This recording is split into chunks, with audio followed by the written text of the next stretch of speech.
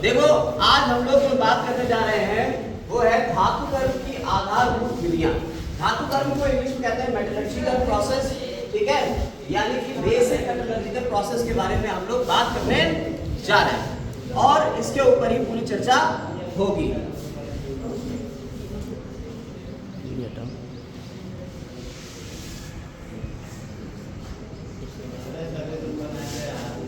ठीक है, आओ इसमें सबसे पहले हम लोग जो बात करेंगे वो है अयस्क। अयस्क के बारे में हमने कल बात करी थी कि कौन चीजें अयस्क कहलाती हैं और कौन मिनरल्स होते हैं, खनिज होते हैं, ये कल बात हो गई थी।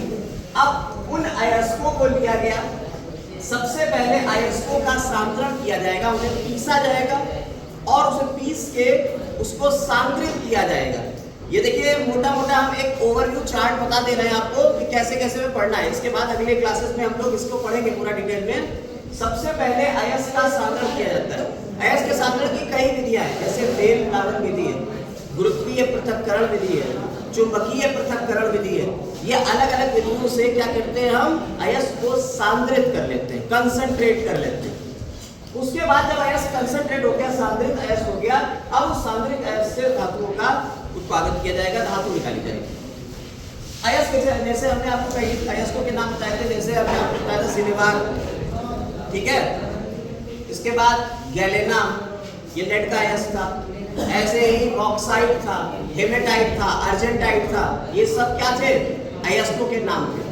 अब उन अयस्कों में हमने 3 श्रेणी में धातुओं को बांटा है। धातुओं को कितनी श्रेणी बांटा है, 3 श्रेणी में बांटा।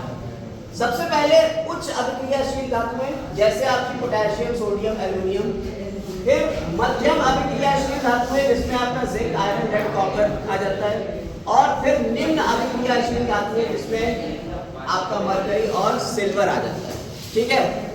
इन धातुओं को हमें अलग अलग तरीके से निष्कर्षण करना है, धातुओं को निकालना है अयस्कों में से।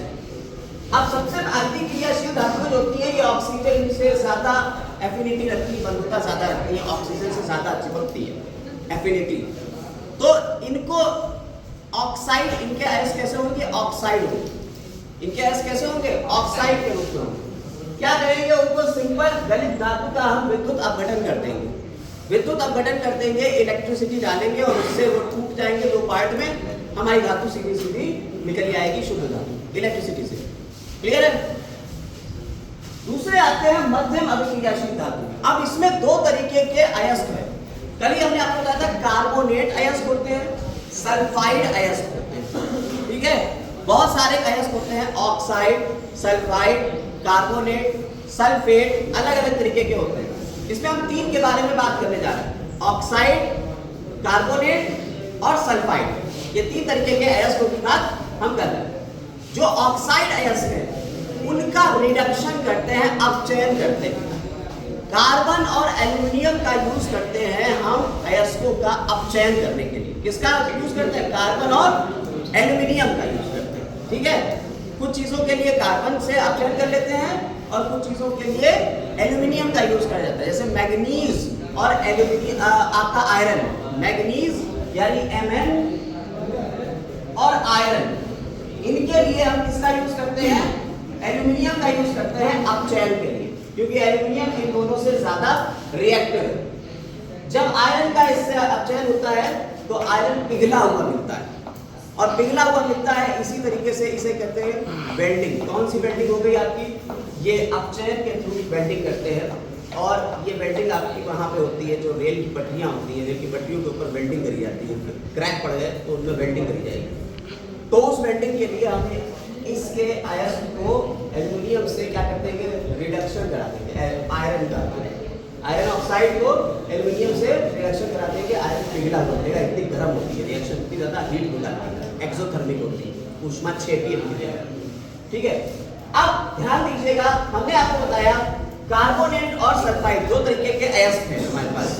उनको बनाना है पहले हमें ऑक्साइड, क्योंकि ऑक्साइड को ही हम अपचयन कर सकते हैं। ऑक्साइड का अपचयन कार्बन से हो सकता है या एल्युमिनियम से हो सकता है। ध्यान दीजिएगा, ऑक्साइड का अपचयन या तो कार्बन से हो सकता है या एल्युमिनियम से हो सकता है, लेकिन हमें ऑक्साइड बनाना पड़ेगा कार्बोनेट और सल्फाइड।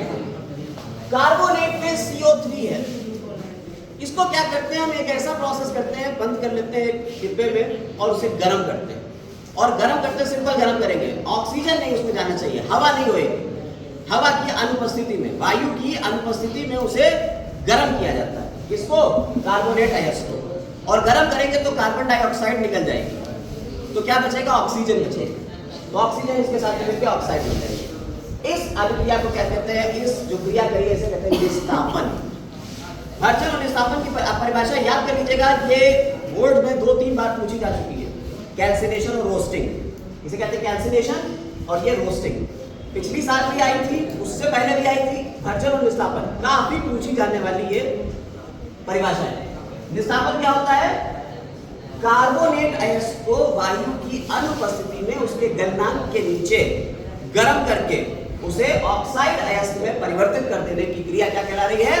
निस्तापन कहलाती है। सल्फाइड अयस्क को ऑक्सीजन की कितनी लिमिटेड मात्रा में, मतलब निश्चित मात्रा में, ये नहीं कि बहुत ढेर सारी ऑक्सीजन आ रही है, वायु की निश्चित मात्रा में सल्फाइड अयस्क को उसके गलनांक के नीचे गर्म करके उसे ऑक्साइड में बदलने की क्रिया क्या कहला रही है?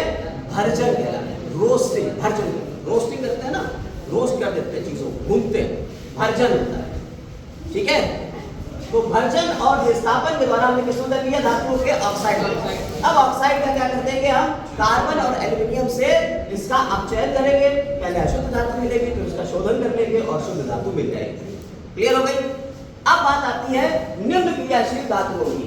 निम्न क्रियाशील धातुओं में आपका HgAg आ जाता है, यानी कि मरकरी और सिल्वर आ जाता है। इसको कुछ नहीं करना है, इनके सल्फाइड अयस्क है और सल्फाइड अयस्कों को भर्जन के द्वारा किसमें कर लेना है? हमें पहले ऑक्साइड में देंगे। यहाँ पे ऑक्साइड लिखना भूल गए, यहाँ पे ऑक्साइड आ जाएगा, धातु के ऑक्साइड आ जाएंगे और फिर उसके बाद वही करेंगे, भर्जन करा, ऑक्साइड बने, अशुद्ध धातु, फिर शुद्ध धातु हो गई। यहाँ पे एक चीज लिखना भूल गए, ऑक्साइड अयस्क, यहाँ पे बीच में आप कर लीजिएगा इसको, ऑक्साइड अयस्क पहले आ जाएंगे आपके, ये वाला आ जाएगा, एक यहाँ पे लिख लीजिए, ठीक है। फिर उसके बाद यही वाला पूरा नीचे आ जाएगा, अपचयन हो गया, फिर उसके बाद अशुद्ध धातु और फिर शोधन हो गया और फिर शुद्ध धातु आ गई। समझ में आएगा क्या? नहीं, यही नीचे आ जाएगा, तो थोड़ा सा एक चीज गलत है। क्लियर हो गया? इस तरीके से हमारा पूरा एक मेटलर्जी का प्रोसेस आपको समझ में आ गया कि करेंगे क्या क्या इसमें।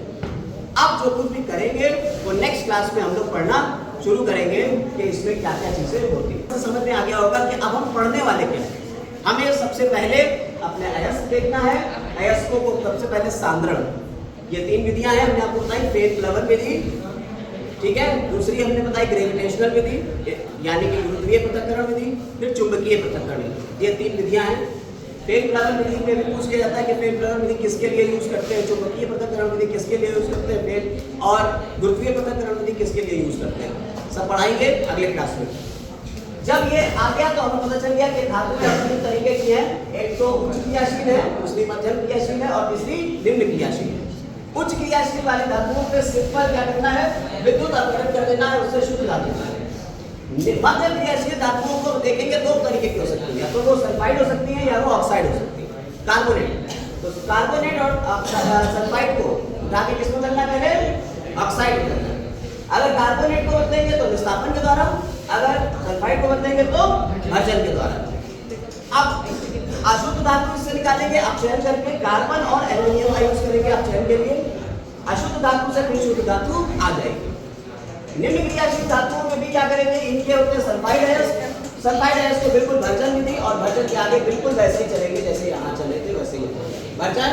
उसके बाद ये ऑक्साइड बदल जाएगा, ऑक्साइड को पहले अपचयन करेंगे, ये अशुद्ध धातु आएगी, फिर उसका शोधन कर देंगे और शुद्ध धातु आ जाएगी। इस तरह से हमारा धातु की आधारभूत विधियां हमें समझ में आ गई, बेसिक प्रोसेस समझ में आ गई। अब